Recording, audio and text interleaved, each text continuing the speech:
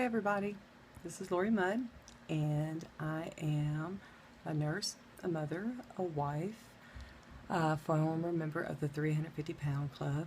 I used to weigh 350 plus pounds, and I've lost around 170 pounds since 2008, I guess. And I wanted to talk to you today about overcoming your fears and what's keeping you from reaching your goals. And that's something that I've had problems with and still have problems with, and I thought that maybe we could work on this together. Our higher up coaches in Beachbody is always telling us to put yourself out there so people get to know you so that you can really work with them and help them. And that's what I want to do. I want people to be able to lose the weight and have a healthy, happy life like I do, because I know how miserable it was weighing that much and how hard it was, whether I told anybody or not. But the problem was, it wasn't just the food. You know, we all think that that's what it is. It's just the food, but it truly wasn't. And I share myself, and I've done well with the customers, and I've done well with, my friends and all, and I appreciate everyone's help.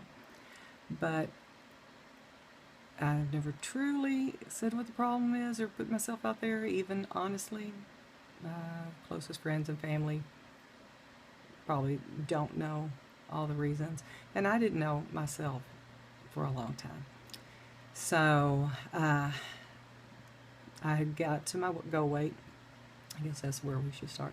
I got to my goal weight, and then I tore a tendon in my hip, and then I couldn't work out at all. And I was working out 2 hours a day. And that was the biggest way that I was keeping my weight off. And I really never got my nutrition where it should be. So I gained weight back, at least 50 plus pounds. And then, of course, you get depressed with that. And then my dad was diagnosed with Parkinson's dementia related to Agent Orange. He was a Vietnam vet. And helped take him to his appointments and things. And he did pass away. So it was a lot of other stress too, and had a hysterectomy, blah, blah, blah, all this other stuff. Anyway, and in the meantime, back at the farm, made you have to sit around and think, because I couldn't do anything else but think. And I had to really deal with, what the heck is the problem? Why can't you get this weight off? I don't understand, why do you keep eating when you know? And it would make me sick. I would eat till I was sick. What in the hell? How stupid is that? You know this is going to make you sick, and you do it anyway. That is the dumbest thing ever. So what could you do but think? And I had to go back over my life, which nobody likes to do, and maybe some of you will relate. The reason I brought it up today is I was reading an article in the on the computer, and I guess it was rather validated what I thought, that yes, majority, HBO did the big special apparently, I didn't see it, on obesity, and that people don't like to exercise and people overeat, blah blah blah. Yeah, maybe that's the majority of Americans, but then there's this other 8% that were sexually abused as children or had traumatic events as children, and I was one of those. And when it's never dealt with, we think it's dealt with because we push it aside. It just festers underneath, and we hide it. We hide behind it, behind the fat being the it. I'm sure some of you know, if it's happened to you as a kid, you tell people, parents, grandparents, whomever, and they don't believe you. They say, oh, well, you're too young, you misunderstood, you don't know what happened. So nothing, they think you lied, nothing happens. And it continues, and then maybe that person goes away, and then it goes away. But it seems to, bring up a pattern in your life, because it doesn't just happen once. Maybe it just happened then, and when you're older, when they're like what I call dirty old men, they think you're cute or whatever, always doing something, saying something. So the fat is something to hide behind, something to protect you. because I felt like I was never protected. My mom is also bipolar. I mean, she just is. It's not her fault, but she's also mentally abusive. And we had to go live with my grandparents, my father, and sent us there, his mom and dad, for our sake, because she was abusive. And she's since gotten help.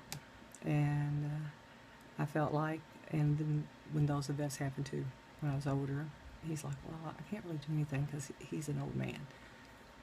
So once again, I felt rejected, like I wasn't protected.